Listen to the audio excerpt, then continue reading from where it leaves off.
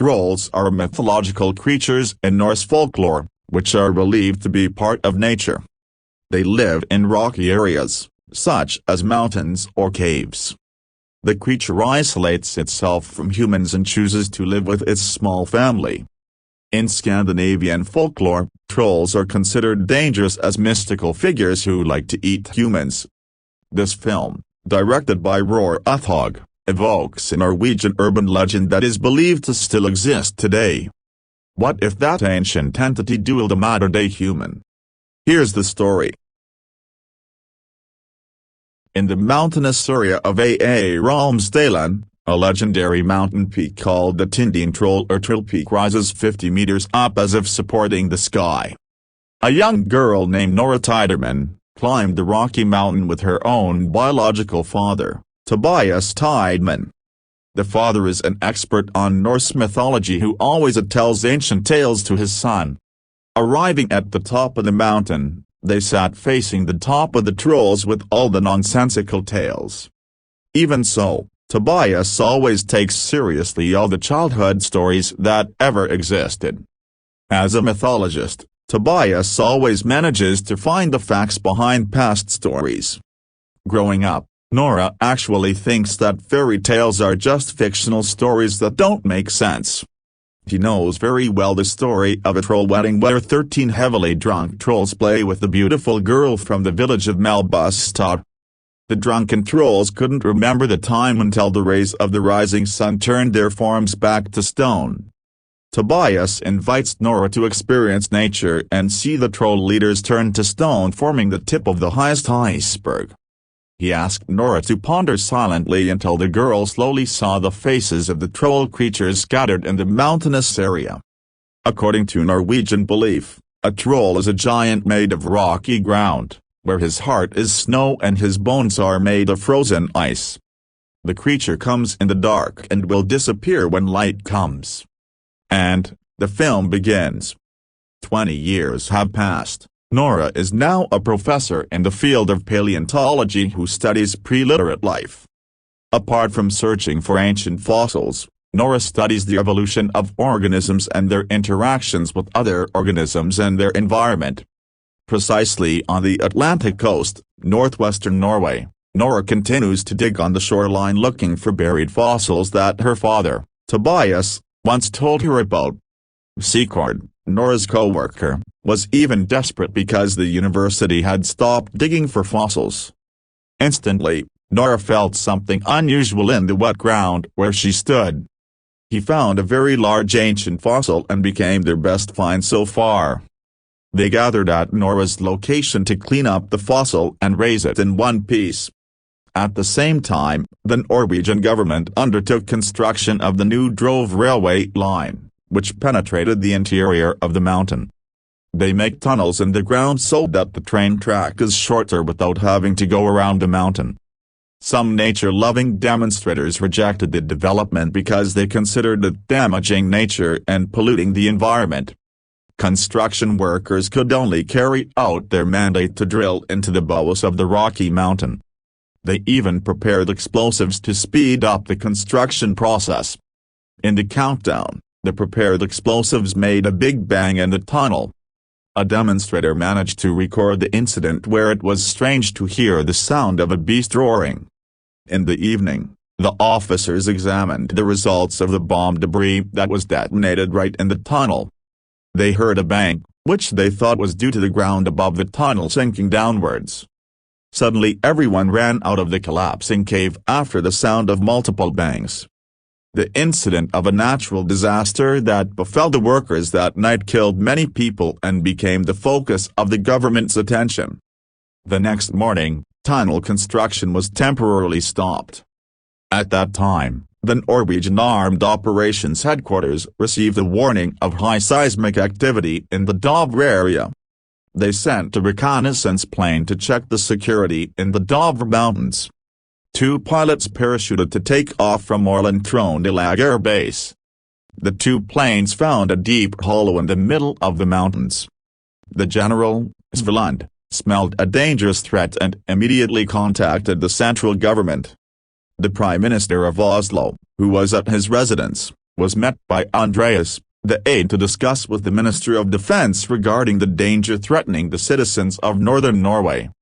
Seeing the video of the sighting from the air, the Prime Minister, Berit Moberg, said that the basin was similar to the former meteor fall. Andreas actually said that the basin was more like a giant footprint. Berit gaped at Andreas' ridiculous answer and asked his aide to bring in competent experts. At that time, Andreas met Nora and took her by helicopter to the capital city of Oslo. Nora, who was having a party after finding the large fossil, kept asking what was really going on. Arriving in the room, several archaeology and weapons experts were seated at the same table. Nora sat down among the other experts and was asked to rate a photograph of a large basin in the middle of the Dovre Mountains. It turned out that the basin was not only in one location but was found along the slopes of the mountain. General Lund believes that the basin occurred due to geological factors. The two experts beside Nora were arguing between karst or sinkhole. They argue with each other while Nora continues to watch the appearance of the hollow in the video. Nora finds it amusing with the professor's two theories next to her and says the depressions are footprints. Nora's words were ridiculed by other professors until suddenly, Sigrid came into the room showing the video footage of demonstrators witnessing a massive explosion before a basin was created. From the video, the sound of a monster's roar can be heard starting a big explosion around a mountain. Nora asks Sigrid to rewind the video and stop it right where the rocky ground explodes. From the video, you can see the silhouette of a giant creature chasing humans and destroying the mountain. The next morning, an elderly couple enjoyed breakfast at their residence, Leja Village, Gudbrandsdalen. Their pet dog kept barking at the mountain even though nothing happened. Just as they were about to eat, Oddrun heard a pitiful roar. The husband, whose name is Lars, has lost his hearing, confused by his wife's behavior. The sound of the roar was followed by a great vibration and thump that was getting closer and closer. The elderly couple ran into the basement to save themselves. The bang was so great that the lights in the basement also exploded. When they came out of the basement, the house that was originally intact was now only half of it left. The experts again gathered in the secret meeting room to discuss what really happened. Nora again said that the existence of a 50-meter-tall primate is the biggest possibility that can cause such a mess. Nora is officially asked to work as a scientific advisor and goes to Leja with Andreas, who is assigned to help Nora. The two of them traveled by air using a helicopter to get to the village located between the mountains. Nora tells Andreas that her father is a professor of native dialects and urban myths or legends.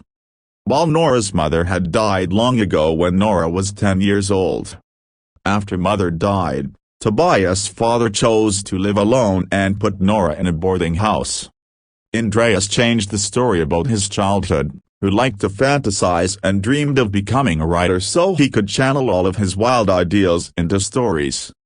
Nora didn't listen to Andreas' story because she noticed Oddrun's house, which was half gone. Captain Kreese from the Special Forces welcomes Nora to explain the tragedy that has befallen the Oddrun residents. They again found footprints that stepped on Oddrun's house and stopped 20 kilometers south of the mountains. Nora enters the tent to interview Oddrun and her husband. They claim that the earth looked dark when a powerful bang hit their house. Oddrun also heard a mournful roar just before the disastrous tragedy struck. Nora looked around the house and smelled a very strong hypernatural scent. He checked into the giant footprints but found no biological traces there. Just crushed gravel and wet soil. They took Nora 20 kilometers south of the mountain. Nora began to think that if there really were giant footprints, then they couldn't have disappeared as fast as lightning. He suspected that the entity could camouflage, hide itself and blend with nature. Nora asked Andreas to get off somewhere else before catching up with the creature that had stopped south. When Nora called her father, the man immediately pointed his rifle. Tobias doesn't even recognize his own child because he hasn't seen him for so long. Tobias had an argument with Captain Chris, who was both pointing his gun at him. After it was quiet, they went into the house to talk about the strange phenomenon that had recently happened. Tobias collects many news articles regarding the construction of the Nordland Tobota Railway. From the news contained in the newspapers, the construction of the railroad had to be stopped because a secret was found in the mountain. Nora shows her father a video of the giant sighting, including a photo of the footprints in the mountains. Tobias asserts that a creature named Troll lived thousands of years ago in Norway. The last contact between Norwegian humans and these creatures was estimated in 1840. Since then, humans have been prohibited from disturbing troll habitat to respect each other's territory. Nora advises her father not to bring childhood tales into serious trouble for the country. According to existing science, if trolls were real, then their fossilized DNA would have been found centuries ago. Tobias doesn't listen to what his son says and explains that trolls were once extinct due to a historic event, the Christianization of Norway. Fairy tales and folklore are made up in such a way as to cover up the mistakes of their predecessors. Andreas expressed his opinion that a lie that is often told will eventually be considered the truth. The tales told about the dangers of trolls become a scourge whose truth is denied. They thought it was just a joke whose truth could not be ascertained. Nevertheless, Tobias remains adamant that the creature is not an evil entity. They immediately sauntered off to the last troll's footprints. When Tobias made his observations, Nora again smelled a very strong smell of Norwegian nature, and he called it hypernatural. Suddenly, the hill behind Nora opened its eyes. They witnessed how a human-like creature but with a tail and gigantic size rose from the hills. Trolls camouflage into dirt and rocks to hide from humans. But when he is disturbed, the troll's true form will appear evil and attack humans. Nora and Tobias gallop into the helicopter where the gigantic creature stands almost to match the towering mountains around it.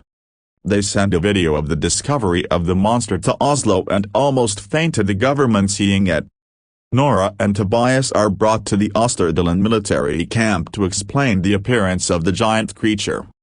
They have a video call with officials in Oslo where Tobias can't calm down until he's thrown out of the room.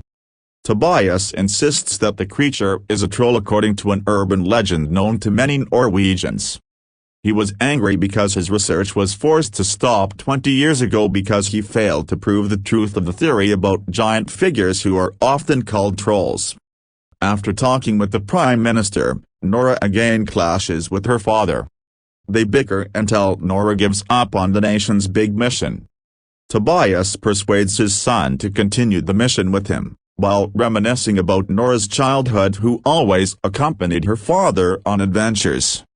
The Prime Minister hands overall control to the military forces. Nora and Tobias are forced to join Captain Chris's group to carry out an attack on the mountainous area where the giant troll appears. The Norwegian military agencies deployed tanks and hundreds of deadly weapons to destroy these dangerous creatures overnight. They surrounded the hill where the trolls were hiding in a position ready to attack. After waiting for a while, the giant appeared and attacks were fired one after another. Feeling hurt, the giant creature was angry and destroyed the tank and ate the soldier. Trolls can smell human blood to determine their location.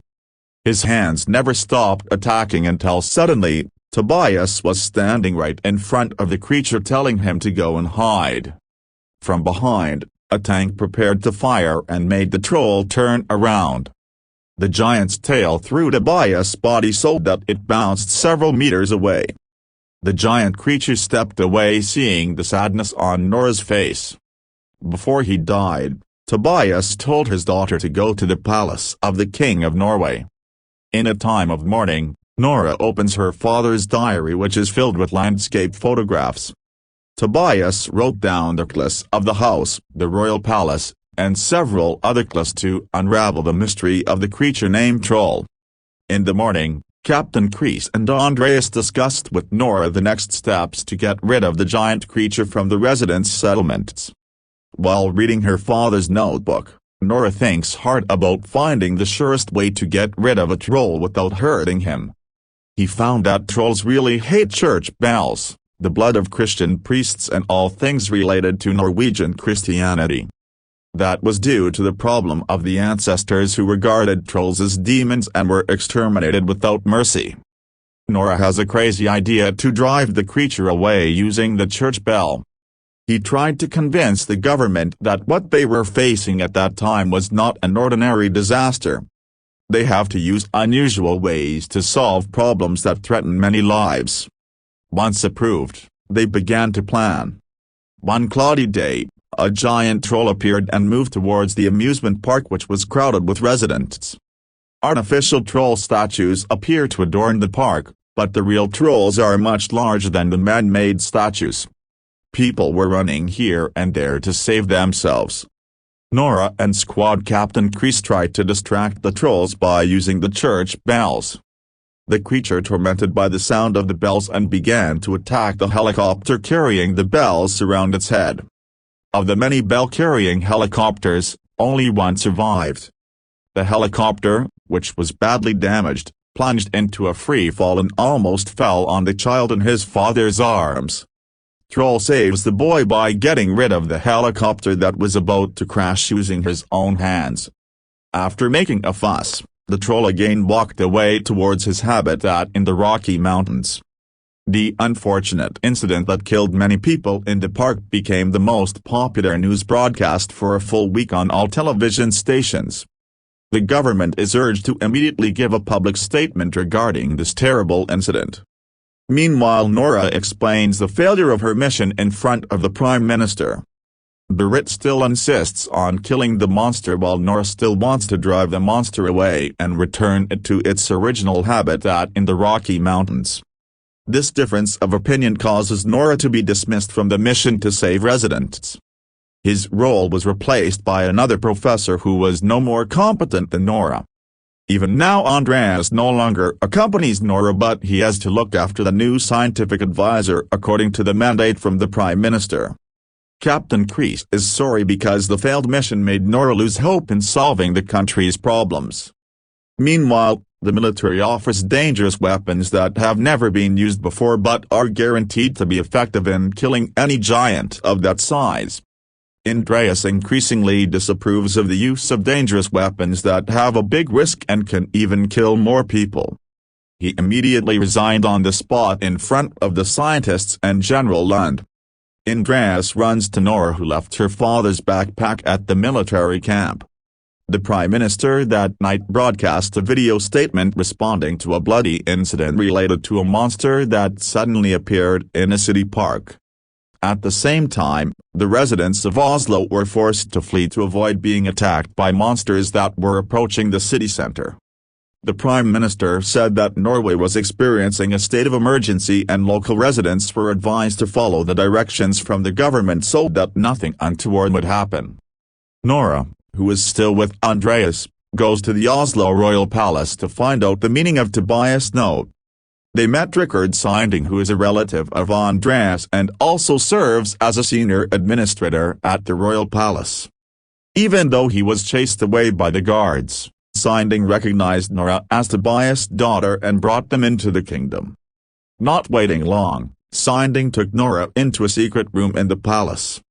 Hundreds of years ago, people believed that building a royal palace on top of another king's house would bring good luck. Sinding showed the giant bones and said that the crypt was found in the 1920s when making underground construction. Sinding said the kingdom was forced to punish Tobias to maintain the stability of the country and the peace of the people. The man showed the house of the Troll King, who lived with his wife and children. They were left with only the bones caused by Saint Olaf. The priest purifies the country from all that is not in accordance with his beliefs. They spared one child of the Troll King to return the creature to the darkness of the night. The Dwarf Mountains are the place to imprison trolls and allow them to die of their own accord. Nora now knows why the troll approached Oslo, namely because he wanted to go home and meet his family. Nora pointed her flashlight at the giant bone, which had suddenly expanded in an extraordinarily fast oxidation way.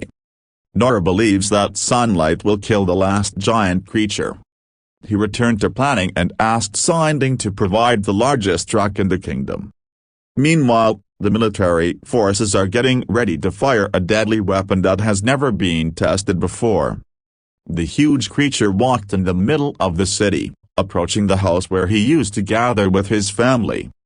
He thought his mother's father was still alive and rushed to meet them.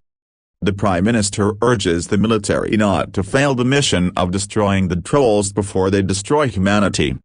At the same time, Nora calls Captain Kreese for help. He needs a lot of bright rays equivalent to the sun emitted directly on the troll's body. Nora will lure the giant to go to the outskirts of town so as not to destroy the order of human life. He asked Kreese to get ready at Jal and Karl Johan Park. At the military headquarters, lethal weapons begin to be prepared with a secret code to activate them. Sigrid immediately informed Andreas that General Lund was planning to bomb the city of Oslo to destroy the giant. Andreas begs Sigrid to hack into the military network so the weapon can't fly. After a few hours of preparation, they were all ready. Captain Kreese with his lamp, Nora with a troll's skull, Sigrid with a laptop to hack into military networks and General Lund waiting for the right time to launch a new weapon beyond the power of missiles. Captain Kreese meets Amir, a native Norwegian Muslim soldier. 1:17:0408. They greeted each other and hugged each other. Amir invites his entire army to transport the lights to an open garden. Nora gears up in a pickup truck carrying troll skulls to lure the giant into an open garden. The fighter plane that was about to fire a weapon was successfully hacked by Sigrid so that the firing button didn't work. Troll monsters have been seen approaching them.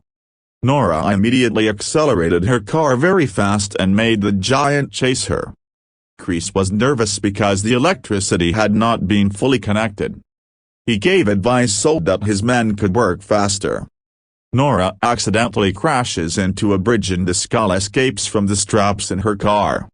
Monster Troll saw his own form while carrying the skull of his fellow. Feeling that his life is always being watched, Troll throws away his family's skull while roaring with grief.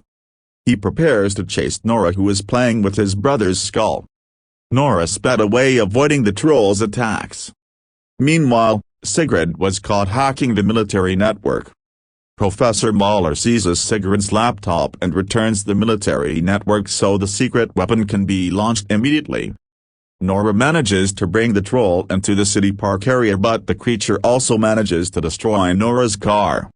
Just as the creature was about to step on Nora's small body, Captain Kreese turned on a flashing light towards the monster. At the same time, Professor Mahler gave the order to disarm. However, seeing the troll's body vaporize in the bright light, General Lund held back the shurikens considering the many civilians surrounding the troll monster. Professor Mahler still insists that the weapon be tested. Sigrid was very annoyed to see Mahler's obnoxious behavior of hitting the man on the head until he fainted. General Lund smiled faintly at Sigrid indicating that he didn't like Mahler's idea either. Nora was even more upset to see the troll whimpering in pain. He turned off all the light shining on the troll's body and asked him to get away from human reach. He explained that trolls had to hide in the mountains so they wouldn't be hunted. Instantly, night turned to morning and the sun began to rise from the eastern horizon. The intense sunlight instantly crushed the monster's body until it fell into a pile of rocky ground. Nora approached the monster's body which was slowly turning into a hill in the middle of a city park. Everyone rejoiced at their success in annihilating the giants that disturbed humans. In contrast to Nora, he actually cried because he felt sorry for the fate of the last troll in the world, which is now finally extinct too. The Prime Minister and his entourage immediately inspected the location. While Andreas and Nora walked away, Andreas believed that the troll they killed was not the only one left. He sensed that there were many other entities hiding in the caves and in the bowels of Mount Dorv. As it turned out, under the rubble of the tunnels of the railroad project, Troll's giant nose appeared to be sticking to the surface. And, the film ends broken by the death of the Mountain Troll King shows that one day the journey of living beings will end even when the sun still shines. Solving problems with violence is something that doesn't need to be done because it only wastes time and energy. More importantly, all the chaos that occurs could be avoided if humans would use natural pathways to communicate properly, instead of carving up the Earth's surface with bombs or other weapons. Tobias is the only one who believes in trolls when no one else does. He was the only person who treated trolls humanely, yet his fate suffered the most. From the figure of Tobias it can be seen that a good person does not mean weak and succumb is not to lose, but for the good of the universe. Thank you and goodbye.